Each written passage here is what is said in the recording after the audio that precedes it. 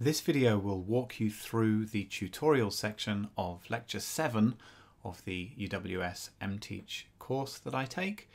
I'm actually doing it in real time myself, so if there are any ums or ahs or queries, then I apologize for that in advance. But you can see here that I've already come to Wikipedia. Now, your job is to make a web page for an Australian composer. So I suggested that you go to the, where is it? Here we go, the Australian Music Centre website. I've gone to the front page and I've gone to Find Music, and then I've chosen Represented Artists. And these are all different Australian composers who they are represented by the Australian Music Centre. Some of them are also performers, but you're looking for a page on a composer. Now you can look through there. I found another more useful page perhaps since posting the task for you, and that is this page on Wikipedia itself. And it's their list of Australian composers. You can see the address there at the top. If you pause this video, you can go there, or you can just do a search for list of Australian composers on Wikipedia. And if I go down, the reason that this is useful is because wherever you can see a composer whose name isn't already a link, you can probably assume that that means there isn't a page for them. Now, that's not to say that you shouldn't, therefore, search for that composer. You should still do that. So let's go over to Charlie Chan, and I'll come back up the top. Actually, no, that's not a good one, is it? Because there's some very famous Charlie Chans. Let's find another one. Andrew Bainbridge doesn't have a link there, so we'll copy that. And we'll go up to the search and paste it in, and this will tell me if there's a page actually called Andrew Bainbridge. It should also find that page that his name is on. List of Australian composers is the first thing, and it says this page, Andrew Bainbridge, does not exist. You can ask for it to be created. Now, in this case, what we want to do is actually create that page. So once maybe you found Bainbridge, you could go and see whether he's on here as well. And of course it will turn out that he isn't now, but anyway, let's just imagine that he was. There's my friend Damien Barbler. I wonder whether he exists in the list here as a link. Barbler.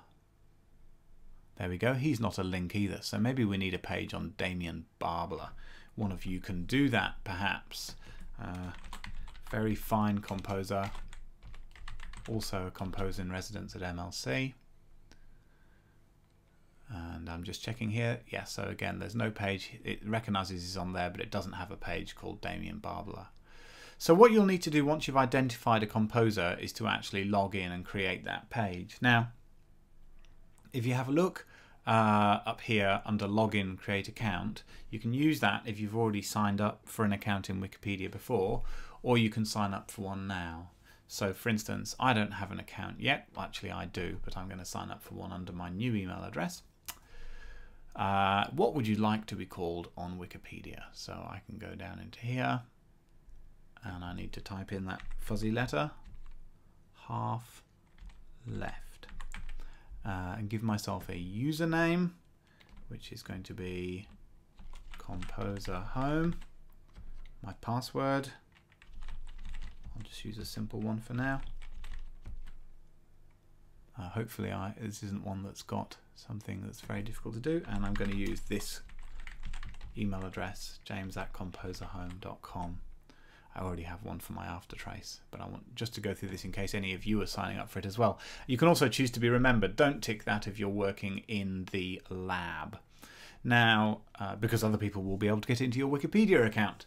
So I'm going to click Create Account now, and what that should do is actually send me an email to that email address.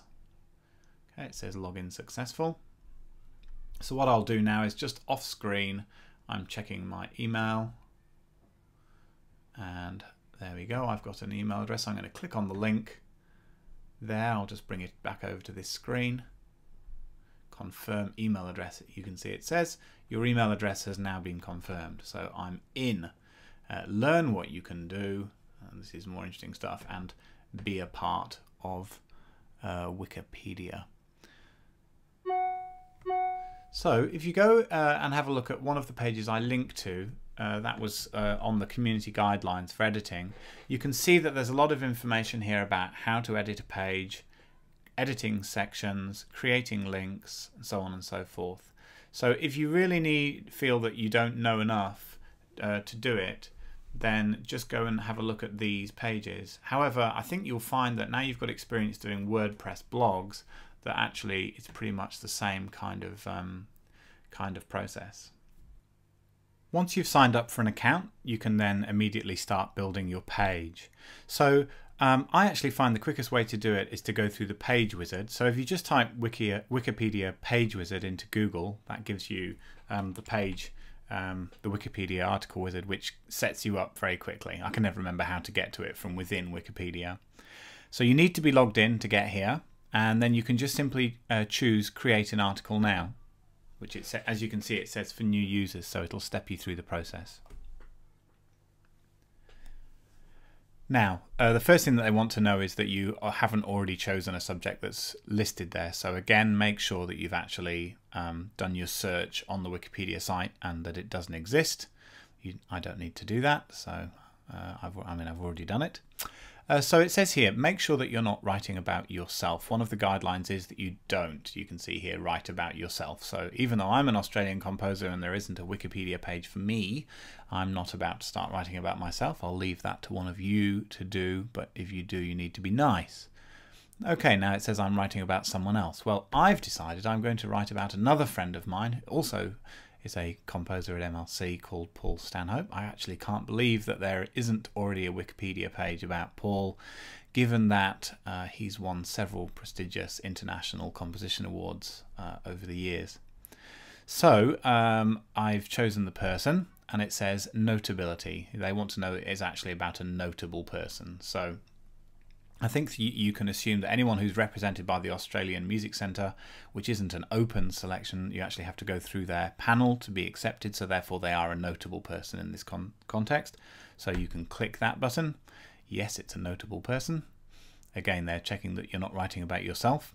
Does your proposed article have good sources? Well, yes and no. My sources aren't wonderful, but in this case we really just want to get a page up there. So what you need to look for is not just their represented page here on the AMC. You can see there's a nice biography and stuff like that. But also I found Paul's own website, again with a biography. It's got a good list of works that I could put in there. And then I did some other searches for him. I found this Limelight article about Paul from last year when he won 2 awards at the Art Music Awards. I found this page at the readmusic.com site, which is one of Paul's publishers. There's lots of his music available here. And this is his MySpace website as well. So they're not academic papers or anything like that, but they're especially this one and his own website are pages that I can probably rely on for information. So I'm going to say, yes, I've got good sources. If you want to read more about this, there's lots and lots of information in there. The other thing to remember is that if you write something that's inaccurate on Wikipedia, it is going to be read by other people, and you will probably find that it gets very quickly changed. The first thing that it tells you is that you mustn't violate copyright, so you can't copy and paste text. You need to write it in your own words. And if it's not perfect, that can be fixed later. You don't need me to read that to you. So here we go. My submission is neutral, establishes notability, and is not copy pasted from anywhere else. So that's the point here. And now we click that. And you can choose from one of the articles here. You can submit it for review if you'd like it to be reviewed, or you can create an article draft, which allows you to draft it, and then later on you can submit it for review. So I'm going to create a new article draft, because then I can work on it over a few days, and I suggest that that's what you do. Our tutorial normally goes for an hour and a half. Ooh, whoops, I did something wrong, sorry. Here we go. Paul Stanhope. Paul Stanhope. Yeah, you'll. This tutorial normally goes for 90 minutes. You probably find that it'll take you half an hour to go through this video and read the other stuff, and then you've still got an hour that you can spend working on this. So you can see that because I've gone through this process, there's a lot of information here. Articles for creation, Paul Stanhope, new section. Creating a draft article takes 5 steps, and all of the information is there for you, so it's nice and easy. So you can go through and start putting things in here. Leave these lines as they are at the moment. If you don't understand anything, then look it up on the reference pages.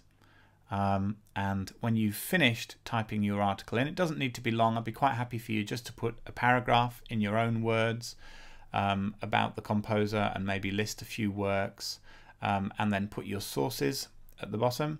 When you've finished, you can save it. It's a really good idea to preview it so that you can see what it's going to look like, and then eventually submit it for review. And once you've submitted it for review, once it's through, you'll get a URL. You can go and look at your page, actually published on Wikipedia. That's the point at which you need to send it to me for review. So I'm not going to sit here and type now. That would be very dull for you, but I think that's stepped you through the pages. And please, once you've actually finished doing it, then please go on and send it to me.